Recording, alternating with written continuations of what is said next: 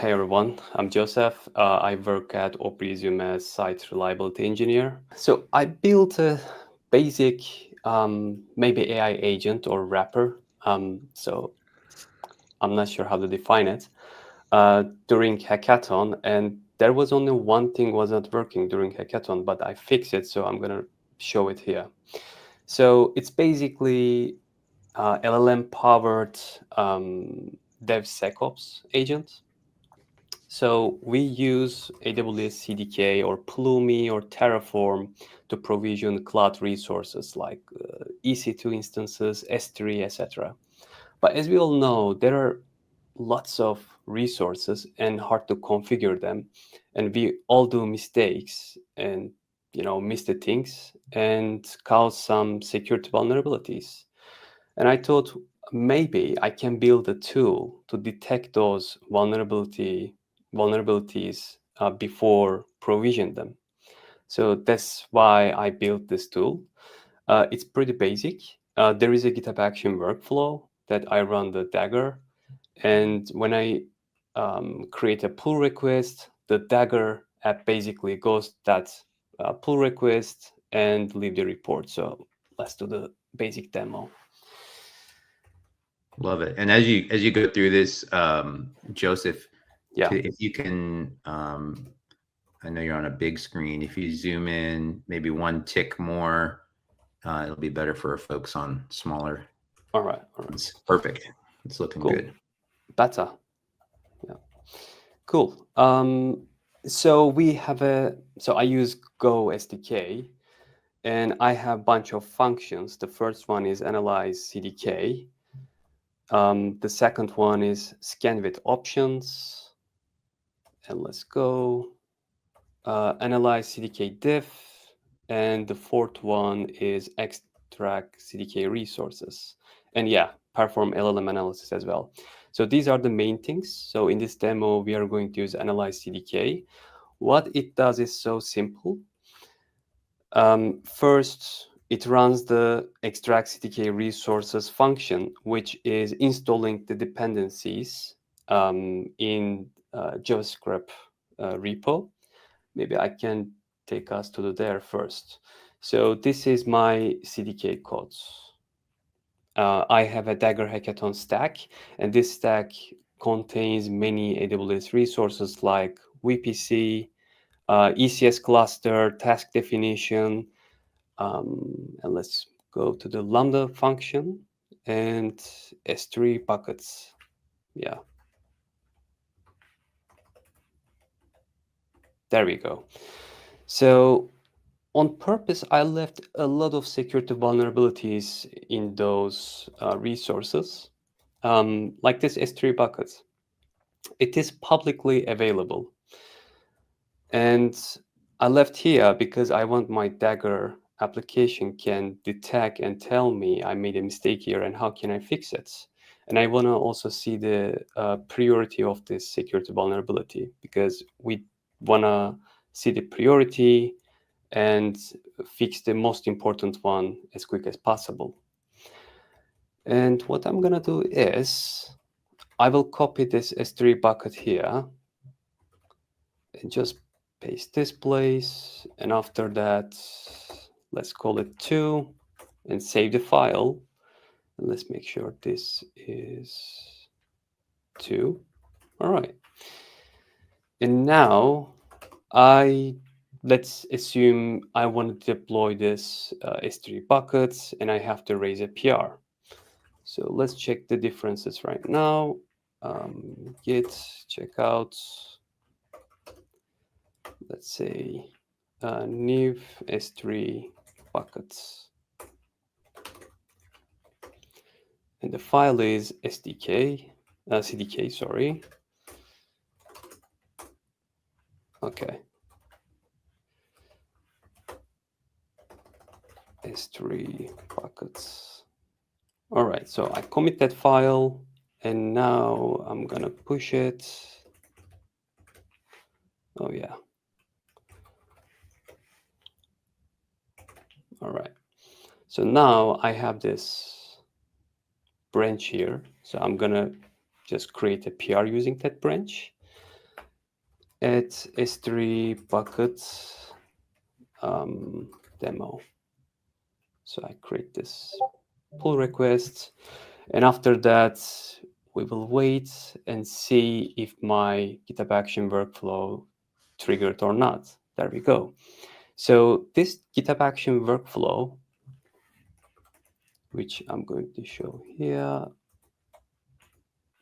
So basically, this GitHub Action workflow is triggered when you push anything into existing pull request or when you just open it. And after that, it installs Dagger CLI. And we need open API key, of course, for the large language model, but you can also use cloud or other inference APIs as well. It uses open API library, so you can fit with other environment variables. And after that, it calls the Dagger analyze CDK. I passed the path of the CDK here, and I export the values into SecOps report markdown file. So that's how we have the output. So we're gonna wait a few minutes. So if I scroll up a bit, actually I can show it in here as well, right?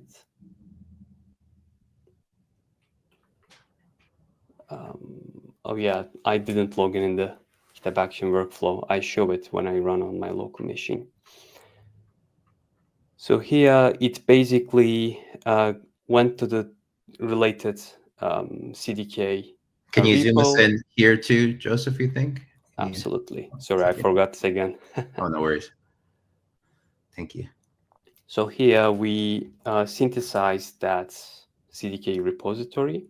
So when you synthesize it, you can export is a JSON or YAML file. It basically tells what we're gonna create and provision in AWS, like this S3 buckets, for example. It is in the TypeScript code, but in this CDK basically converts that thing into CloudFormation template. So Dagger app basically synthesize that CDK repo and converts into a JSON file using CDK synth command. And after that, it gets the CloudFormation template. This is just an example. This is VPC, etc., etc. There are lots of things here. This is a huge JSON file. Just a bit more.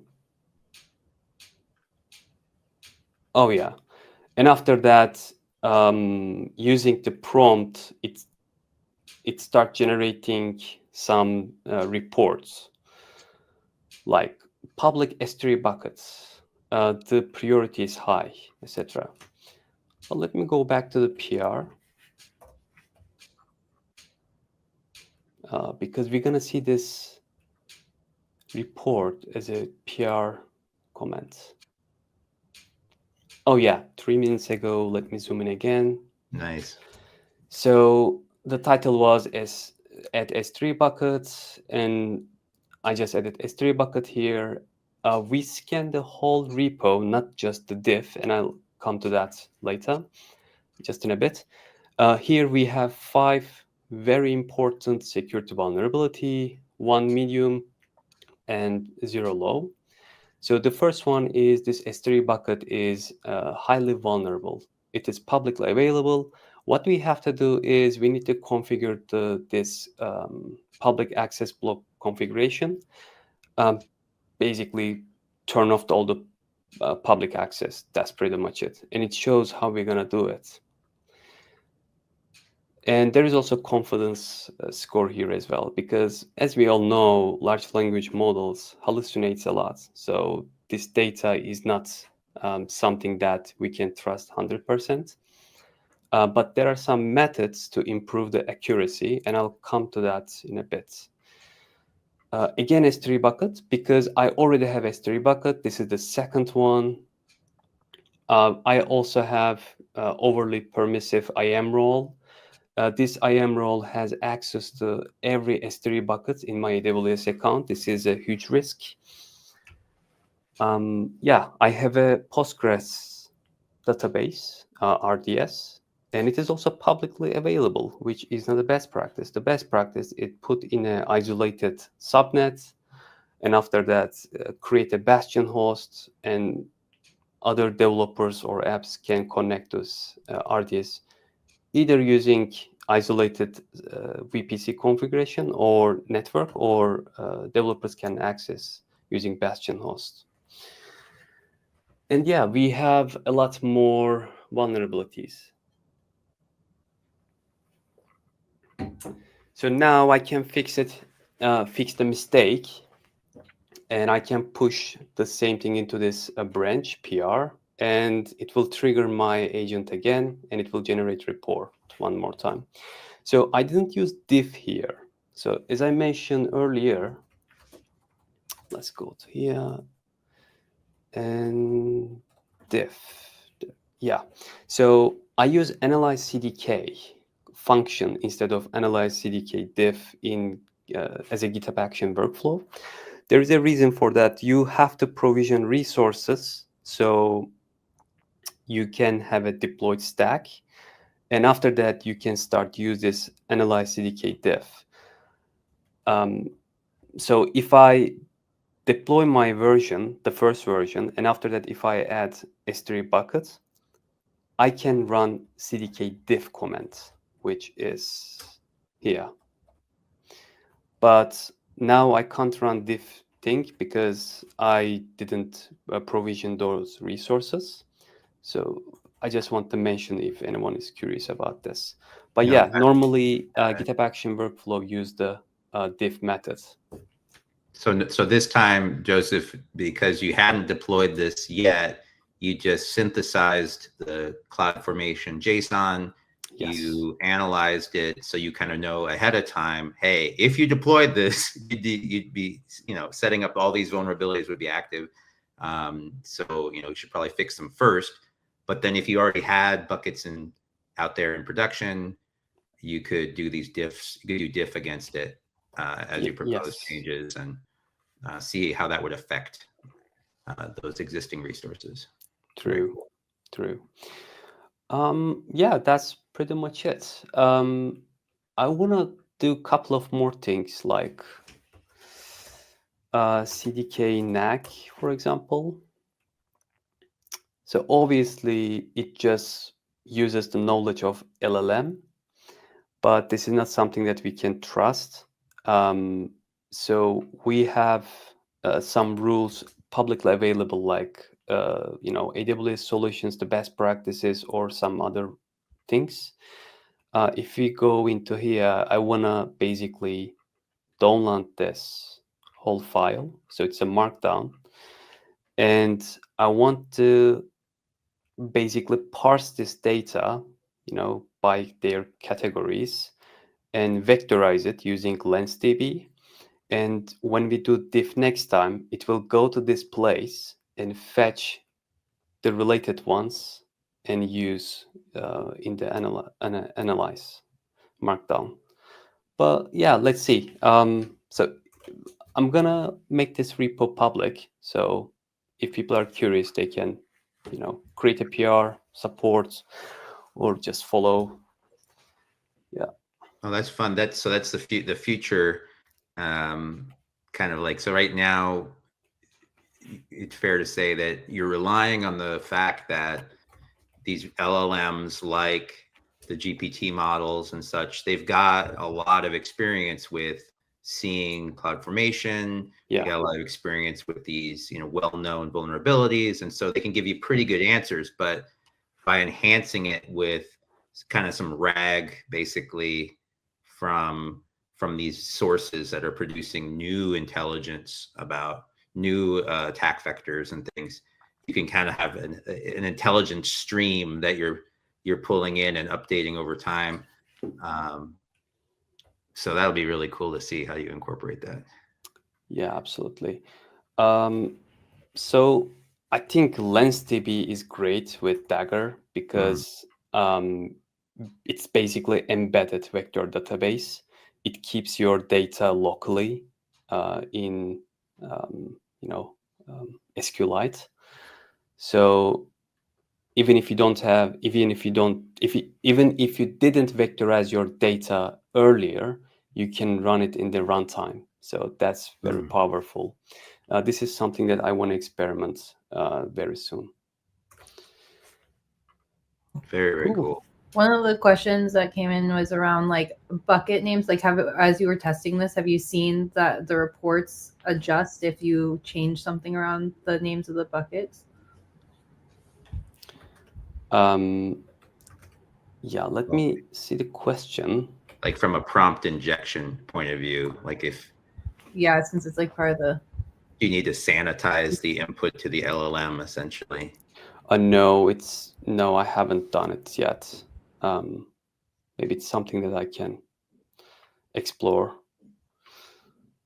Yeah, I'm super curious about that too. Like, as people are trying to jailbreak these LLMs different ways, and whether, by naming buckets certain ways in a PR in a public project, and there's such a scan past such a jailbreaking bucket name in, and who knows, right? I mean, it's like it's fascinating. It does seem to suggest that sanitizing your inputs is always a good thing. So yeah, be a great enhancement. True. This is this prompt, by the way. Yeah, I'm just taking a moment to read it. Very so cool. It's basically you're a SecOps expert, analyzes CloudFormation resources for security vulnerabilities, and it just lists all of them. Nice. I mean, this is the app I built in 2 hours. Right. That is This is a amazing. hackathon project. That's one of the coolest things, is that you were able to just like jump on this very quickly. And I want to, since we have some extra time, and you're primarily in platform engineering, right? So Yes. like how is this transition of then jumping to agents for you? Was that, I know you said you learned about a month ago and then joined the Hack Night, but was that kind of your first time working with the agents, or have you been doing a lot of stuff on the side to get integrated into all the new stuff? Oh yeah, it's a great question. So I'm working in the ML ops area time to time. So I was building a lot of ML ops pipelines and machine learning applications as well, applied machine learning. Even though I was working on the GPT-2 back then, so I was into this place since the beginning. It's just my hobby, and yeah, this is something that I do in my spare time. But I was looking for a place that I can build an app and use in my job, or open source it. Oh, by the way, before here I was working on open source project, Tazam open source transaction monitoring platform. So, I love working on open source projects. So I just put many things together, connect the dots, and I said, okay, this is my hobby. What can I do? And I think AI agents, SRE platform engineering, this is a perfect place, this app. So I think I can contribute, open source it. Yeah. Yeah, this is great. And as someone who, is there any advice you give to platform engineers who are just getting started or not really sure where to start, as they're getting into the AI space? Oh, that's tough, but great question. I think for the ML ops, they can start using private inference APIs and understand how large language model is being deployed and used. They can experiment many things like caching, LLM caching, how can reduce the number of tokens, implement some Q&A pipelines, A/B testing pipelines. Also, knowing the basics are very important. Now, everyone is jumping on the large language models without knowing how the machine learning algorithm works. That's not a very good plan in the long term. I think they can go and learn the basics, like they can start with statistics. Also, I like to experiment Kubernetes private Kubernetes cluster at my home. I try to deploy, basic large language models using OpenLLM or Ollama, and this is also something that they can do, I guess.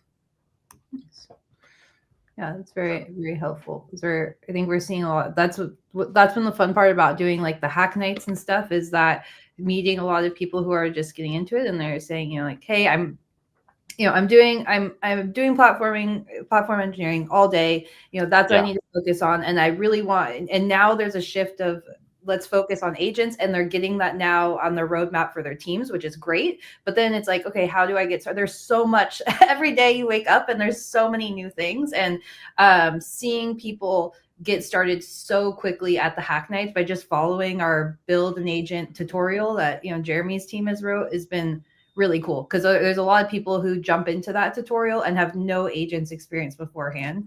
I know you had a little bit, but like look at what you built in 2 hours. It's amazing. How did you generate your beautiful report that ends up in the PR comment? Share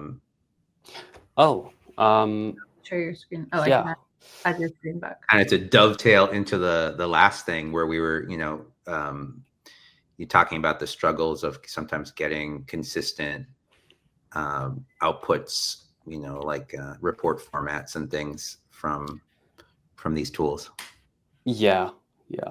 So let's go to the first function, analyze CDK. So here, after performing LLM analysis, we generate the reports, and we return this report content here. Yeah. Yep. And after that, in GitHub Action workflow, let me open that one. Yes.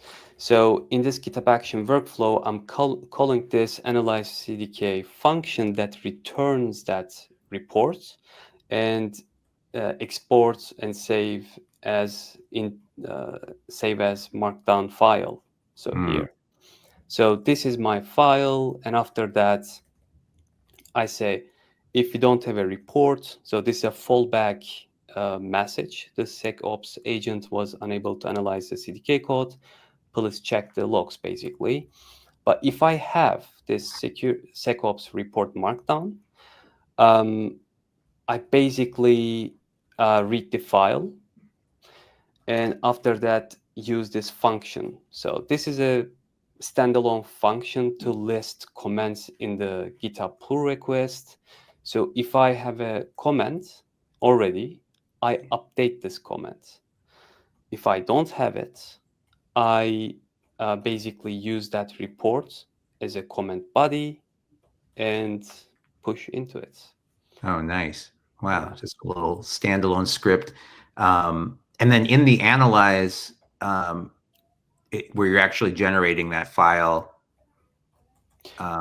in analyze CDK, what does that look like?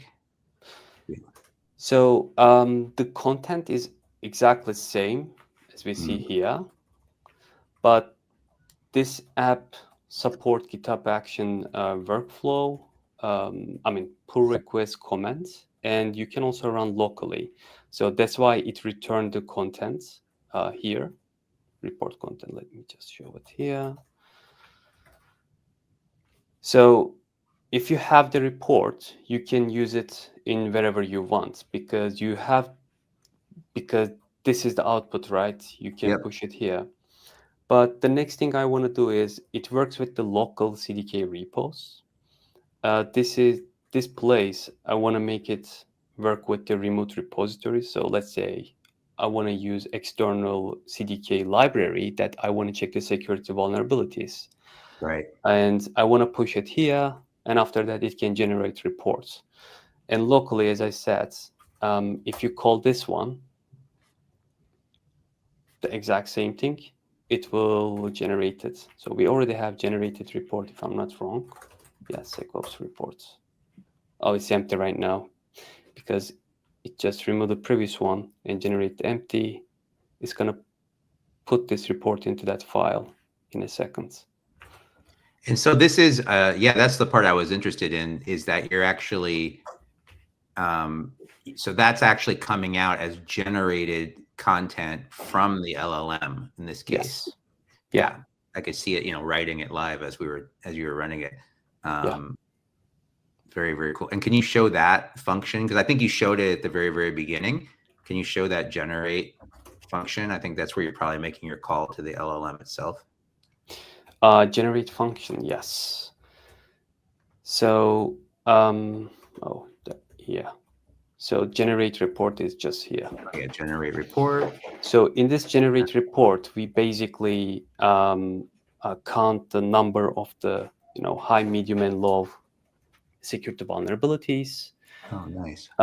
This analysis, this variable has my content. So the report is already there, right? Before coming to generate report function.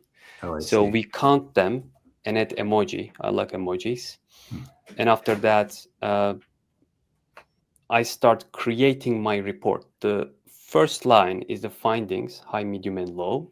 And I sent the numbers to here. And after that, CDK security scan reports. Let me show it here as well. Yeah, CDK security scan reports and summary.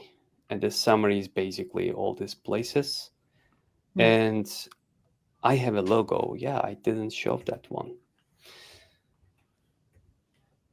Oh, nice. Yeah, this logo. But yeah, this logo path is wrong. Yeah, this is the logo. Love it.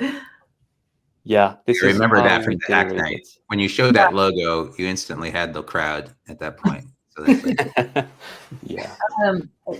Jeremy, correct me if I'm wrong, but I feel like this type of thing in the report he's generating is something that also like Lev could look at and probably integrate a little bit of what Joseph has learned for his reports as well too, right? I mean, yeah, for 100%. I think it's good lessons for all of us in here. And then can you show the actual where you're actually invoking the LLM function as well? Yes, perform LLM analysis. Perform LLM analysis. Yeah. So yeah, it's the. By the way, during the hackathon, I start using the previous version of Dagger, and I built the app. And in the meantime, I upgraded the latest one, and it broke the app. I had to fix it. Yeah. Oh God. Oh yeah, because I think you did. I think we did a release like a moment before before the hack night. Right. So, we added the environment API and kind of changed a couple things there. So yeah. So in this perform LLM analysis, basically, I sent the prompt that I showed earlier, and yeah, and after that, we get the last reply, and we use this analysis to generate reports. Let me show where do we use it here. My prompt is here. Create prompt template is another function.